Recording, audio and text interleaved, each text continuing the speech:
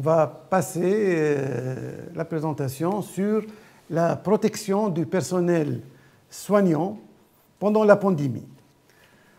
Donc, s'il vous plaît, est-ce que je peux avoir le... Voilà, merci. Donc, on va parler de la protection du personnel de soins pendant la pandémie. Alors, comme vous le savez très bien, depuis le 11 mars 2020, l'OMS a décrété que, vu les niveaux alarmants de sa propagation et de sa sévérité, le Covid-19 a été qualifié donc de pandémie. Alors, comme principale riposte, la distanciation sociale et à un degré supérieur le confinement ont été observés par différentes populations d'une grande partie de la planète. En même temps, les personnels de soins se sont mobilisés dans la prise en charge des patients Covid-19, s'exposant par là à un risque élevé de contamination par le SARS-CoV-2, comme le confirment les bulletins statistiques publiés par les autorités sanitaires des différents pays. Comme vous le remarquez, en Chine, jusqu'à 11 février, ils avaient 1716 cas de Covid-19 chez des personnels soignants et ça représente environ 4% de tous les cas confirmés. Parmi eux, 6 sont décédés. En Italie, 17 000 agents de santé ont été infectés jusqu'au 18 avril donc 2020 et le nombre de décès s'élève à 125. À 125 médecins. Aux USA, le nombre de personnels de soins infectés est de 9 200 jusqu'au 15 avril. En France, nous déplorons 9 cas de médecins, 9 médecins décédés qui ont succombé donc, au coronavirus jusqu'au 17 avril. Et rien que dans l'assistance publique hôpitaux de Paris, on dénombre 3800 patients, 3800 personnels de soins qui ont été atteints par le Covid-19. C'est vrai que la source de contamination d'un personnel de soins peut être communautaire, hors du lieu de travail, ou hospitalière, au contact d'un patient ou d'un collègue. La question est de quelle manière s'expose-t-on au coronavirus au milieu de soins. Alors, comme vous le voyez sur cette plaque, elle répond à l'une des questions de l'une de nos résidentes, eh bien, le coronavirus, il est présent dans différents liquides biologiques. Déjà, il est très présent dans les voies aériennes et il sera émis, donc, ce SARS-CoV-2 sous forme au sein de gouttelettes, à l'occasion de toux ou bien à l'occasion d'éternuements. Il est également particulièrement présent au niveau des selles. Alors, les gouttelettes, comment diffusent-elles? Ces gouttelettes exhalées. Les gouttelettes émises par le patient vont parvenir à des distances variables, selon leur taille, selon la puissance de leur propulsion, selon qu'il s'agit d'une respiration calme, de toux ou d'éternuement.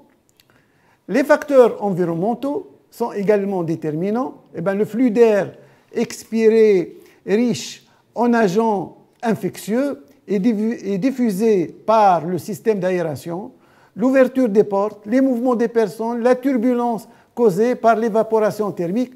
Tout ça favorise la dissémination et la diffusion des particules chargées en virus. Eh bien, regardez cette image. Eh bien, à l'occasion de la toux, les gouttelettes émises par le patient en parlant, éternuant et toussant tombent généralement à 1 ou 2 mètres.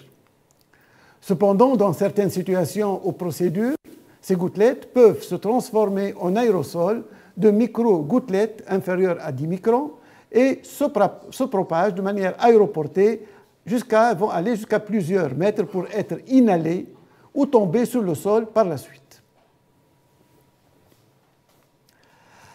Regardez cette image. qui a été prise par des moyens optiques particuliers. Et à l'occasion d'une toux, vous voyez qu'il y a eu une dispersion des gouttelettes. Les plus lourdes se dirigent vers le sol, les autres commencent à se propager. À 20 minutes, regardez le degré de diffusion de ces micro-gouttelettes et dans une pièce confinée, vous imaginez leur effet et leur pouvoir contagieux. Alors, comment limiter la dispersion des gouttelettes émises par le patient Covid? La recommandation est de faire porter, quand l'état respiratoire, bien sûr, du patient le permet, lui faire porter un masque chirurgical. C'est vrai que le masque chirurgical réduit 4 fois le flux expiratoire médian, sagittal, lors d'un effort de toux, mais il faut se méfier parce qu'il crée un flux latéral assez important qui doit être pris en compte par le personnel de soins. Voici certaines procédures qui génèrent des aérosols. Et là, nos amis réanimateurs les connaissent bien. L'intubation, les procédures associées, la réanimation cardio-pulmonaire, la ventilation manuelle, la bronchoscopie, l'aspiration des voies respiratoires, y compris les soins de trachéotomie, l'induction des expectorations, la nébulisation, l'aspiration nasogénique, le VNI positif et dans un site de réanimation, l'autopsie en médecine légale. Voici cette étude qui a été réalisée à Wuhan, en Chine, dans 2 hôpitaux. L'un est un hôpital universitaire connu, l'autre c'est un hôpital de campagne qui a été réalisé au fait dans un stade où on a aménagé une forme d'hôpital de campagne. Eh bien, les auteurs ont mesuré les concentrations d'ARN viral dans des échantillons de l'air et des prélèvements de surface du sol, dans différents endroits des 2 hôpitaux de Wuhan. Eh bien, ils ont remarqué, il y a un problème avec le défilement des... Ce n'est pas un problème. Bon, je vais dire ce qu'il y a, même si c'est caché.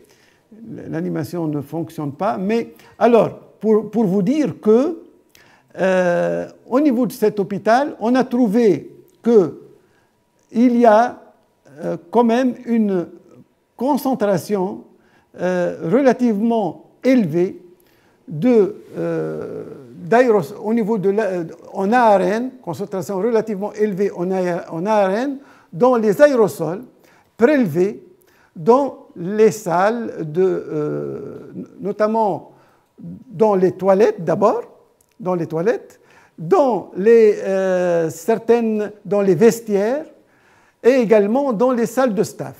On se dit comment ça se fait qu'il y ait une forte concentration dans ces lieux où il n'y a pas de procédure en cours. En fait, c'est qu'à l'hôpital universitaire de Wuhan, les salles de réanimation sont mises en pression négative, ce qui fait qu'on ne retrouve pas d'ARN viral en suspension, mais on va le trouver au niveau du sol. Au niveau du sol, ils ont trouvé une forte concentration d'ARN viral.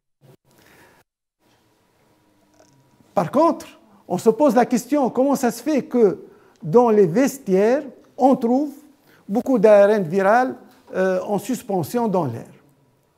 Eh bien, tout simplement parce que les gens arrivent avec leurs vêtements de travail, avec à leur surface des particules d'ARN viral, en bougeant, pendant la phase de déshabillage, cet ARN viral va se disperser dans l'air et il va contaminer toute l'atmosphère. La même chose au niveau des toilettes, quand on bouge dans un milieu un peu confiné et qui est exigu, eh ben, il peut y avoir de dispersion d'ARN viral au niveau de l'air. Et on se pose également la question y aurait-il une aérosolisation des excréta? Parce qu'on sait, comme je l'ai montré dans la plaque antérieure, il y avait beaucoup quand même d'ARN viral au niveau des selles. Donc là, je passe, pardon. Donc là, vous regardez, ça c'est l'image qui est celle que je peux interpréter maintenant, c'est qu'on trouve que la concentration en ARN viral, elle est importante dans des zones où on se change, dans la salle de staff, dans les différentes salles de staff. Donc là, vous voyez, il faut faire gaffe. Il ne faut pas se promener avec les EPI. Donc les vêtements de travail doivent être vraiment laissés au vestiaire et faire en sorte qu'au niveau du vestiaire, qu'il y ait une ventilation efficace, c'est-à-dire que les fenêtres doivent rester ouvertes, sinon il vaut mieux favoriser la mise en pression négative pour éviter l'aérosolisation de ces particules. Eh bien, ces particules virales, on n'est pas sûr qu'elles étaient vivantes. Eh bien, il y a eu d'autres études qui ont étudié la viabilité du SARS-CoV-2 sur les surfaces et dans l'air. Et on a remarqué qu'il reste quand même plusieurs heures présent, vivant au niveau du cuivre, au niveau du carton jusqu'à 24 heures, au niveau de l'acier jusqu'à 48 heures et au niveau du plastique jusqu'à 72 heures. Au niveau de l'air, il persiste vivant pendant 3 heures. Bon, c'est vrai qu'il s'agit d'expériences de laboratoire, que les conditions ne sont pas les mêmes dans la vie de tous les jours, mais ça nous donne une idée sur la virulence de ce virus, sa ténacité et sur également, ça nous dit beaucoup pour les précautions à prendre quand on est à l'extérieur et quand on risque d'être en contact avec ce virus. Alors, l'infection nosocomiale concernant le personnel soignant sans protection adéquate à partir d'un patient Covid-19 s'explique par certaines choses. D'abord, les véhicules du virus que sont les gouttelettes et les micro-gouttelettes exhalées, la salive, les excréta, par exemple les selles, et puis le SARS-CoV-2 serait alors présent dans l'air sous forme d'aérosol, les salles de réanimation s'il n'y a pas de pression négative. Tout à l'heure, pour l'hôpital de Wuhan, les salles de réanimation étaient en pression négative, dans les vestiaires, dans les toilettes, également sur le sol et sur les autres surfaces, les chambres de patients, les salles de réanimation également.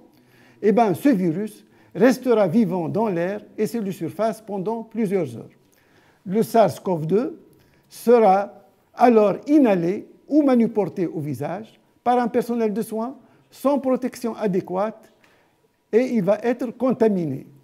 Là, tout ça explique l'infection nosocomiale chez le personnel soignant. Eh bien, vous regardez que ce personnel soignant, il est malheureux. Ce n'est pas à cause de l'infection, peut-être en partie, mais à cause de la pression du travail, à cause du stress, à cause de l'épuisement. Donc, on doit parler, au moins, dire 2 mots du risque psychosocial. Je ne vais pas beaucoup développer parce que pendant l'autre webinaire, professeur Mejdeh Chour, on a longuement parlé, mais juste pour vous dire que le risque psychosocial ne doit pas être négligé. Il y a une augmentation de la charge émotionnelle et nerveuse. Il y a un épuisement professionnel au bout du tunnel. C'est le burn-out que risque le personnel soignant, pour différentes raisons. Défaut d'équipements de protection individuelle. Il y a 2 jours, il y avait une manifestation devant la Maison-Blanche. Les infirmières criaient et voulaient des équipements de protection individuelle en quantité et en qualité. défaut de formation, défaut d'accompagnement, défaut d'organisation et de gestion des priorités, appréhension quant au risque de contraction du virus et de la contamination de ses proches, conflit de valeurs en cas de prise en charge de patients nécessitant de mettre en œuvre parfois, malheureusement, des modes dégradés, décès des patients, mais également la maladie et le décès des collègues ayant été contaminés. Alors, comme mesure de prévention, l'accompagnement rapproché des équipes par l'encadrement, les seniors doivent être très présents, et l'accompagnement également psychologique par des psychologues formés pour ces situations-là. Alors, comment maîtriser le risque? Il y a une stratégie de prévention qui s'articule autour de 3 leviers. D'abord, limiter l'entrée des germes à l'hôpital, consultation à distance, reporter les actes non urgents. Deuxième levier de cette prévention, isoler les patients symptomatiques. Circuits séparés, par exemple le parcours Covid, le masque chirurgical pour le patient. Et puis, dernier volet très important, protéger le personnel de santé par une optimisation du travail, de l'organisation du travail, par la prévention médicale et par la mise en œuvre de précautions standards. Prévention médicale. D'abord, suis-je médicalement apte à travailler dans un service prenant en charge des patients Covid-19? Deuxième question qu'on peut se poser, la surveillance médicale pendant et après la période de garde avec pratique de test. À la fin de la période de confinement qui suit, ce sont les 7 jours qui suivent la période de garde, en cas d'apparition de symptômes et en cas d'exposition non protégée.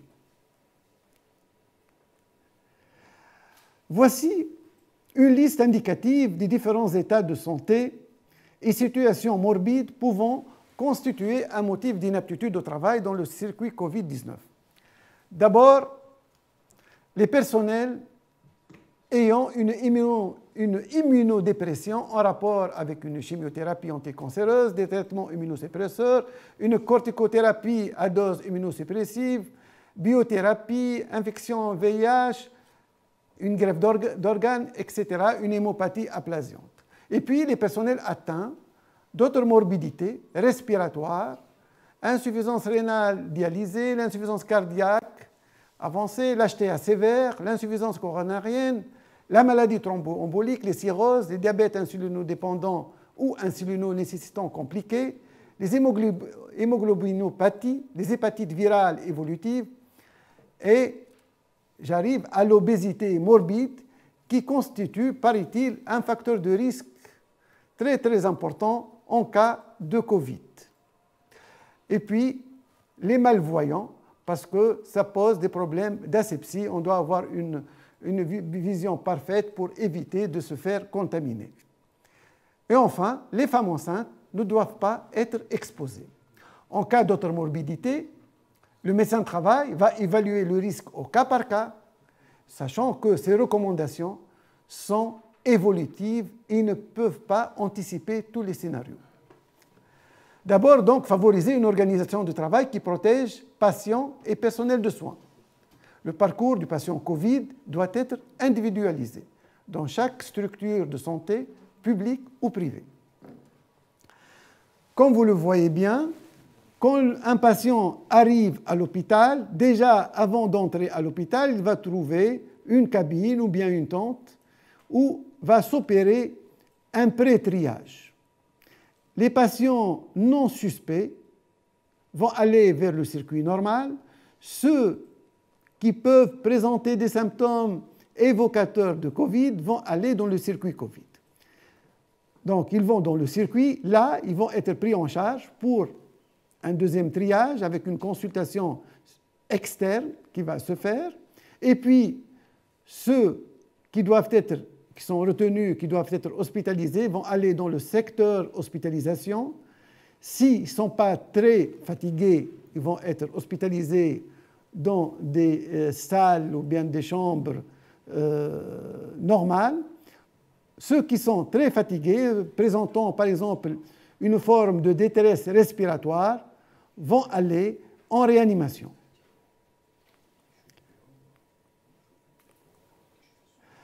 Alors, comment s'organisent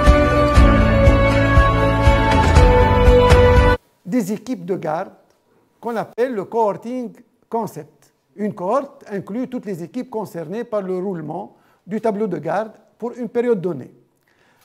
Une équipe est formée de médecins, d'infirmiers, d'ouvriers ou bien d'aides-soignants. Il y a une équipe pour le triage et la consultation externe, une équipe pour l'hospitalisation. Donc, l'ensemble, cette grande équipe, on va faire d'elle, par exemple, 2 ou bien 3 équipes. Et il va y avoir un roulement. Soit on va faire un roulement avec une pause de 24 heures, ou bien une pause de 36 heures, ou bien une pause de 12 heures.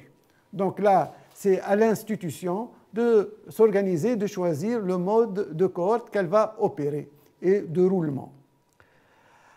Alors, pendant cette période de garde, les soignants doivent être hébergés, soit au niveau de l'institution de santé, ou bien dans un lieu dédié, un hôtel par exemple.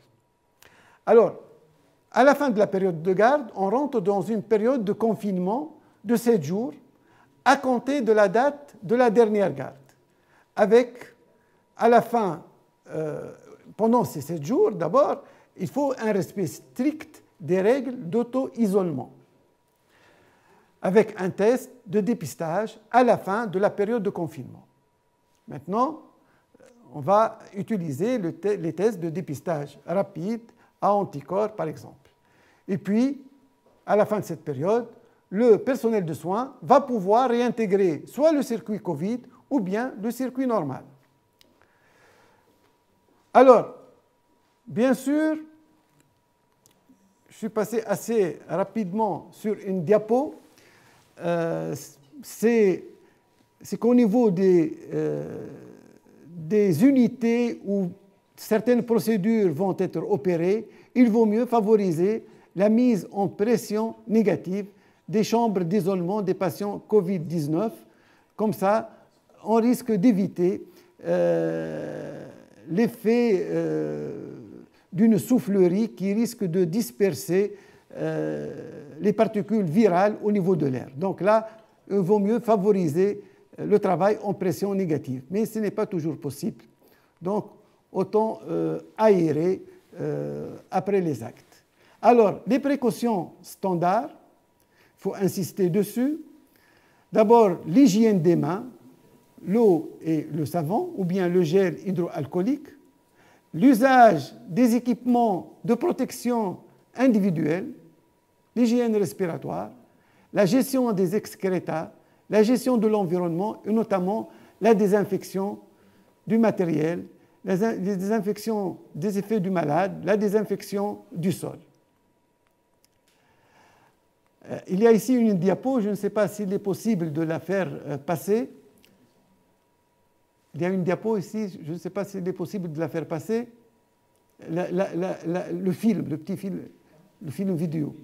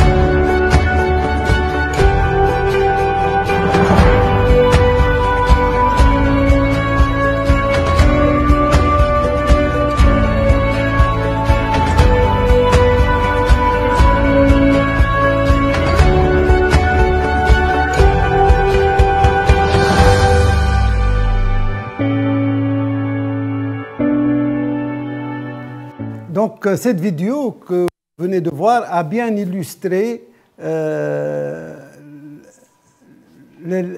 l'observance des précautions standards allant du lavage des mains, l'usage du gel hydroalcoolique, l'habillage, le déshabillage. Donc, vous avez vu l'importance des équipements de protection. Et bien sûr, il y a une différence entre un masque chirurgical et un FFP2. Le masque chirurgical, il est protecteur, c'est vrai, contre les gouttelettes. Le FFP2, il est protecteur contre les gouttelettes et protecteur contre les aérosols. Ce n'est pas le cas du masque chirurgical qui n'est protecteur que vis-à-vis des gouttelettes. Donc là, c'est important d'observer ces précautions standards, et sont ces précautions standards qui permettent un peu de nous sauver et de nous éviter une exposition inutile au virus SARS-CoV-2. Donc, maintenant, on a tout fait et il arrive que cette protection n'ait pas été respectée. Il arrive, donc j'arrive à cette diapo, et concernant l'exposition professionnelle à un sujet Covid positif sans application adéquate des mesures de protection. Bien sûr qu'une fois le contact s'est fait et on s'est rendu compte qu'on a été en contact peu protégé ou non protégé, il faut aller directement informer le médecin référent ou bien le médecin du travail de la structure sanitaire. Et bien sûr, le médecin référent va évaluer le risque et il va piloter la conduite à tenir. Normalement, une PCR donc, doit être faite au bout de 48-72 heures, doit être faite, et en fonction du résultat de la PCR, il va y avoir une conduite, une deuxième attitude, mais avant, dans l'attente des résultats du PCR, eh ben, il faut rester en auto-isolement dans un lieu dédié jusqu'à disponibilité du résultat. Et en même temps, il y aura une pré-identification des contacts. Alors, dans le cas où la PCR revient positive, nous trouvons devant deux situations: que le patient source, que le personnel de soins ait été symptomatique.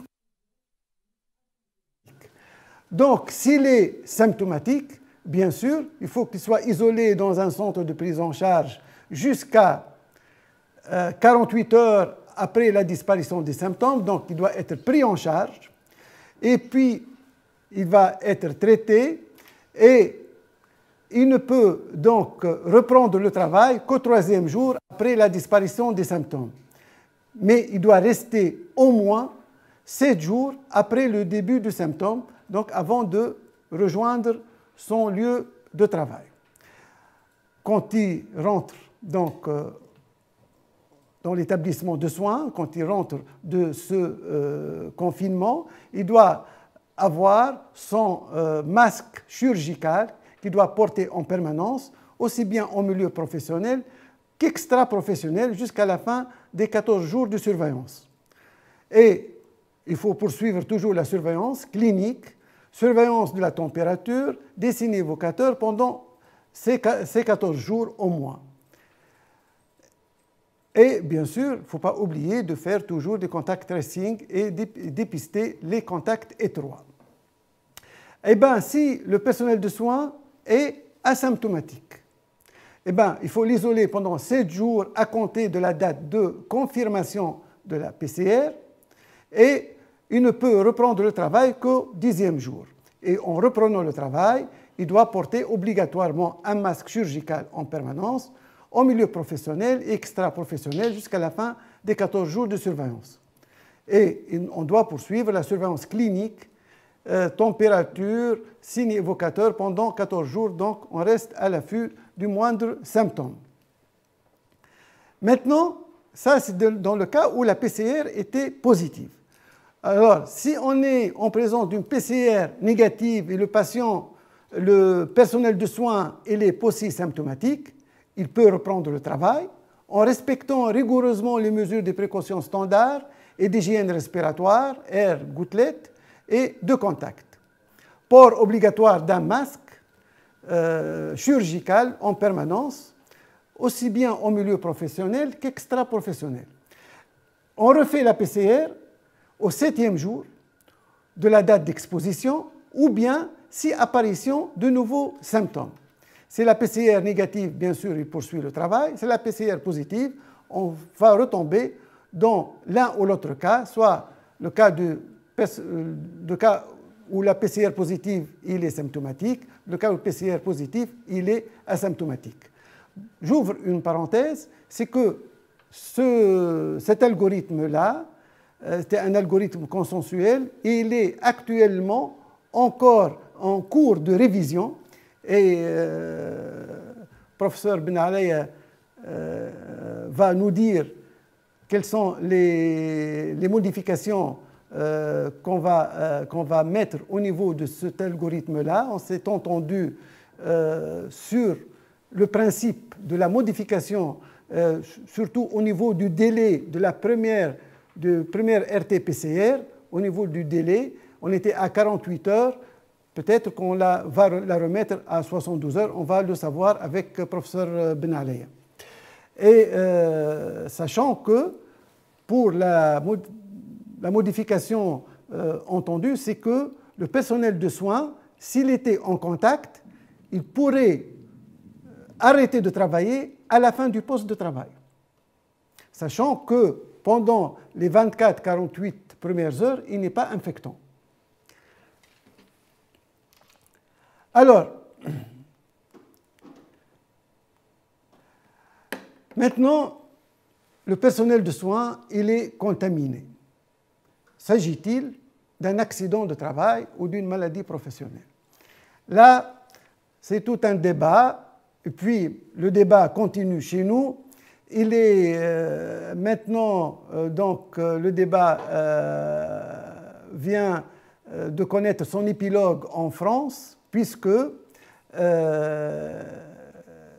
la contamination par le SARS-CoV-2 est devenue une maladie professionnelle, reconnue comme maladie professionnelle chez les soignants, et chez les soignants seulement. Donc, pour nous, on continue à déclarer les cas constatés comme accidents de travail, en attendant la promulgation de l'arrêté relatif à la liste des maladies professionnelles, pardon, laquelle liste elle est en cours, en cours de révision, en cours de discussion. Alors, actuellement, il faut savoir que les agents de santé sont la ressource la plus précieuse de chaque pays. Autant la préserver. D'autres mesures pratiques doivent être envisagées aussi. Donc, la sécurité des personnels de soins doit être assurée. La fourniture adéquate de pays n'est que la première étape. D'autres mesures pratiques doivent être envisagées. Le repos, le soutien familial et le soutien psychologique. Donc, stay safe everyone. Voilà, merci. C'était ma communication. Donc, je ne sais pas, je vais peut-être faire passer la tablette. Je vous passe la tablette pour les questions. Il y a des questions. Elle n'a pas été décontaminée. D'accord, j'enregistre ça. On nous observe de là-bas. Oui. Et tu ne portes pas de masque. Je vais parler là. Mais la tablette, ce n'était pas prévu. Allez, je vais voir s'il y a des questions sur les médecins. Un personnel de santé à antécédent allergique a-t-il un grand risque d'une contamination? Bon, allergique, s'il présente un asthme, l'asthme est un motif d'inaptitude. C'est un motif d'inaptitude. Ça, c'est consensuel. Ça se passe comme ça aussi bien en Tunisie qu'en France. Et moi, la question, et je parle sous le contrôle de mes amis réanimateurs, anesthésistes réanimateurs, c'est que le problème, c'est que l'asthme, quand il y a une crise d'asthme, quand le traitement de fond s'appuie sur les corticoïdes.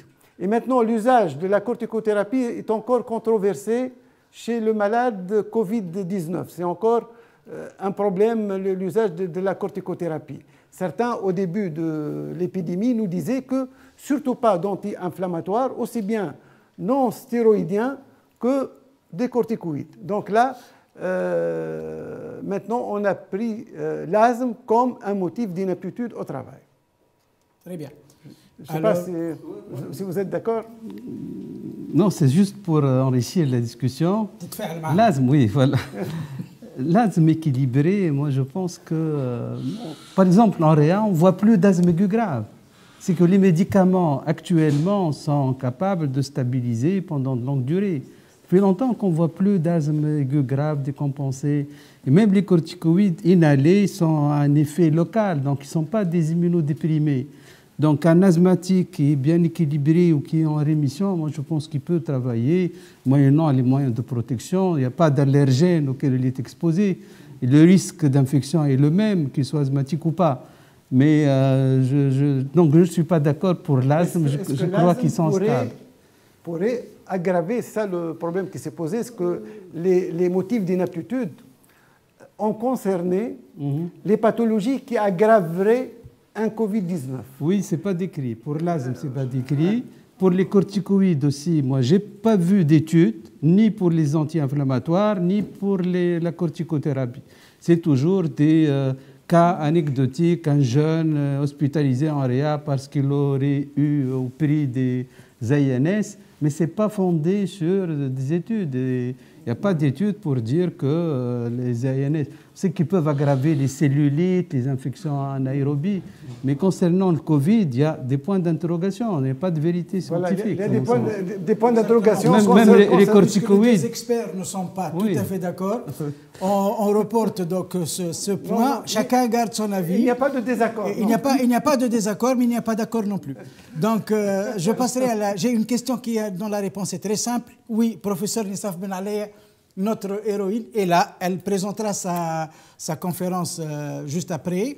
Alors, une dernière question. Est-ce que quand un personnel de santé finit son confinement, il doit refaire le test? Eh bien, quand ils finissent, justement, c'est le moment du test. C'est la fin du confinement post-garde. Parce qu'il y a, quand on travaille dans le système de cohorte, à la fin de la période de garde, il y a une période de confinement qui dure 7 jours. Et c'est à la fin de cette période de confinement que le test est justement indiqué. D'accord, très bien. Même s'il est asymptomatique, il n'y a pas eu d'exposition ou d'accident, il n'a pas fait de faute et il est asymptomatique 7 jours après.